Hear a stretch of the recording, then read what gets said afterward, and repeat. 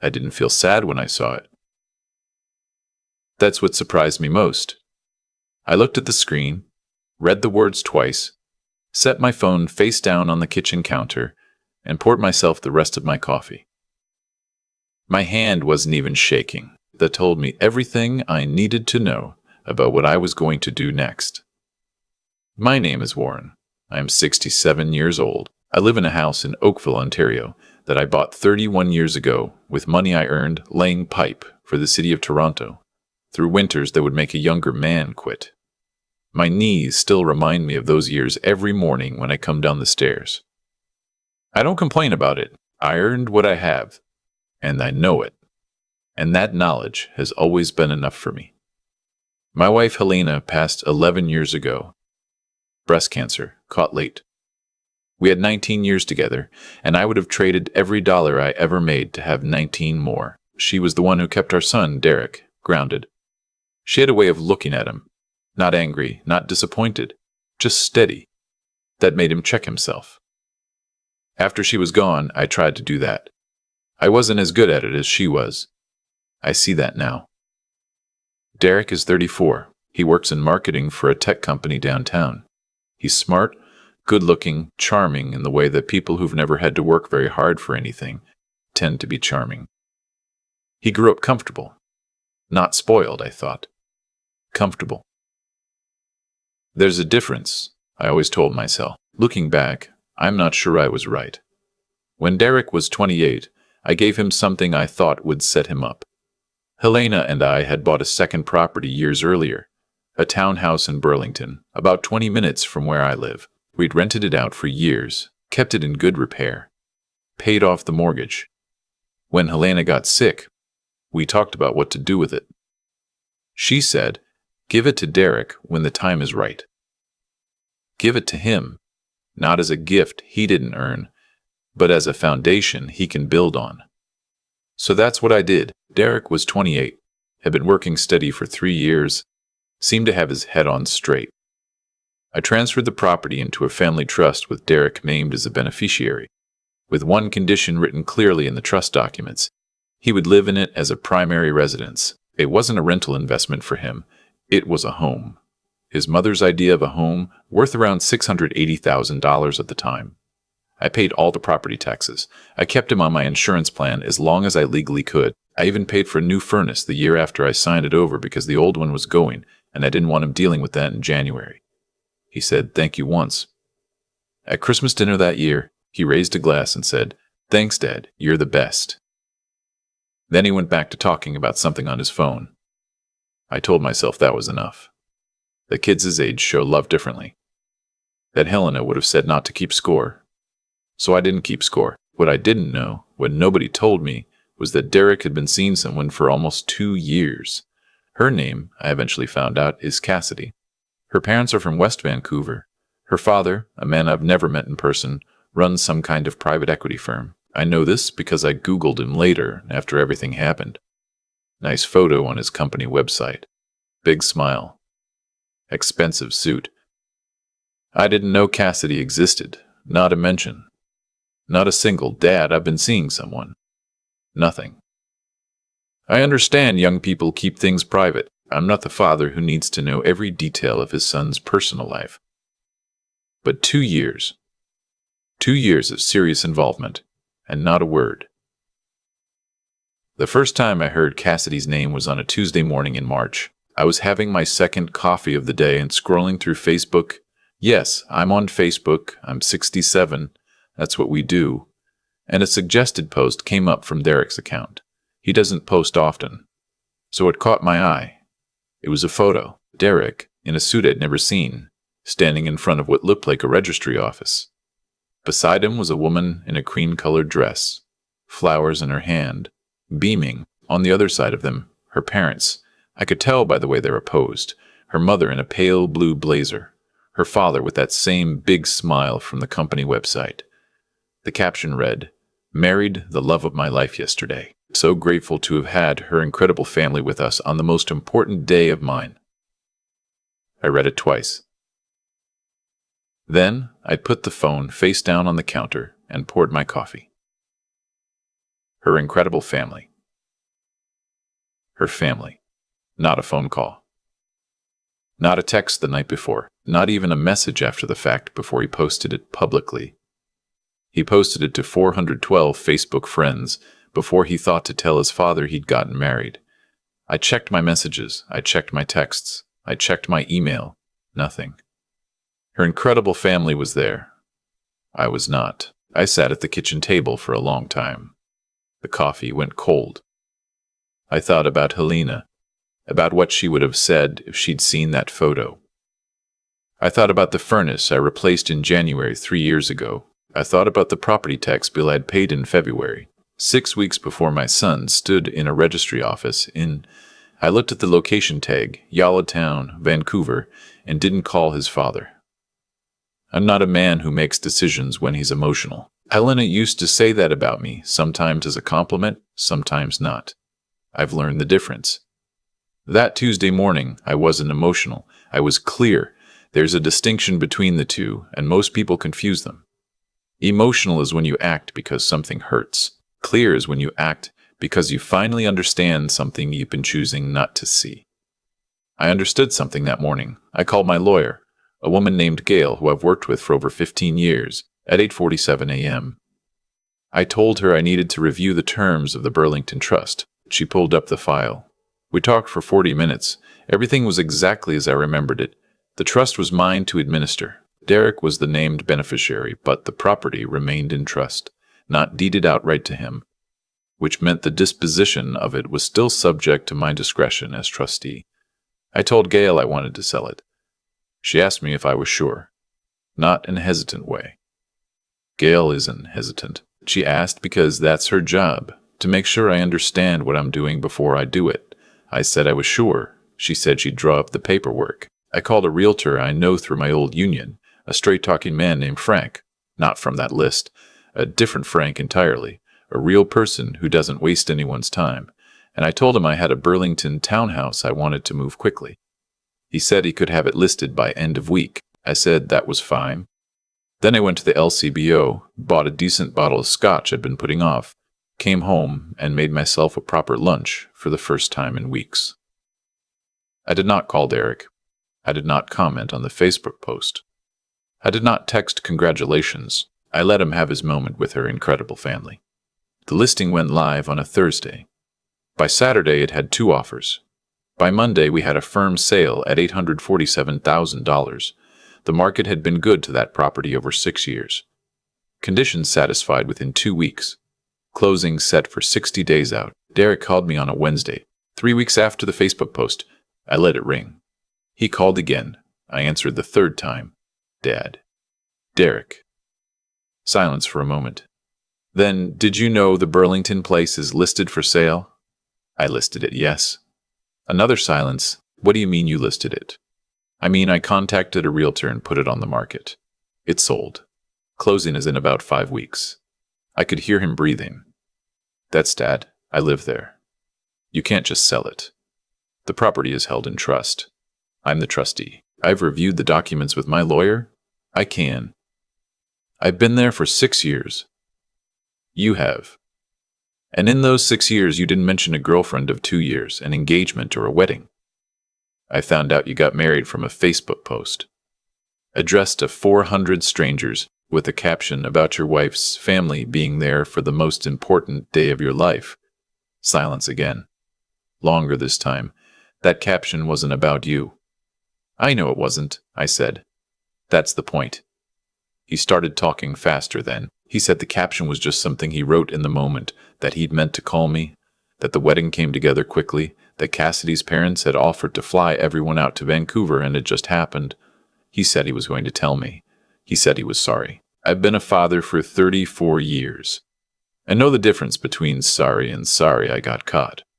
Where am I supposed to go? He asked. His voice had changed.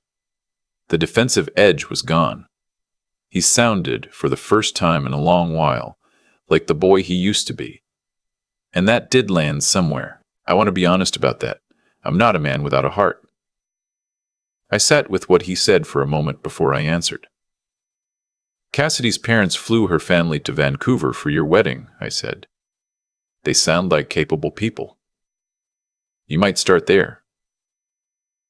He didn't respond to that. I told him he had until the closing date to arrange the move. I told him I'd have Gail send the formal notice to the address on file. I told him I hoped he and Cassidy would build something good together. I meant all three of those things. Then I said goodbye and hung up. What happened over the next several weeks, I'm going to tell you plainly, because it wasn't simple, and I don't want to pretend it was. Cassidy's father called me. He introduced himself, smooth and practiced. Clearly a man who negotiates for a living. He told me he understood there had been some miscommunication within the family. He said he wanted to see if there was a path forward that worked for everyone. He offered, and I want to be precise here, he offered to purchase the property from the estate at the sale price so that Derek and Cassidy could remain. I told him the property was already sold with a firm agreement in place. I told him I was in the business of reversing legally binding contracts because it was inconvenient. I also told him, and I meant this without hostility, that the problem was never the house. The house was a consequence. The problem was that my son stood in a registry office with his new wife's family and did not pick up a phone to call his father, and then posted about it publicly in a way that made clear he hadn't even thought of me until I found the post on my own. Cassidy's father was quiet for a moment. Then he said, "I understand." I believed him. He's a father himself. If his daughter had done that to him, I don't think he'd have called to negotiate either. Derek and Cassidy moved out 4 days before closing. They went to stay with Cassidy's aunt, who has a place in Etobicoke. I know this because Derek texted me the new address. I think so. I would feel the weight of it, that they had nowhere comfortable to land. I did feel the weight of it, but I also knew that weight was one he'd put on himself. The sale closed on a Thursday in May. Gail confirmed receipt of funds. I set aside a portion of the proceeds. I'm not going to say how much, in a separate account. Not for Derek, not yet.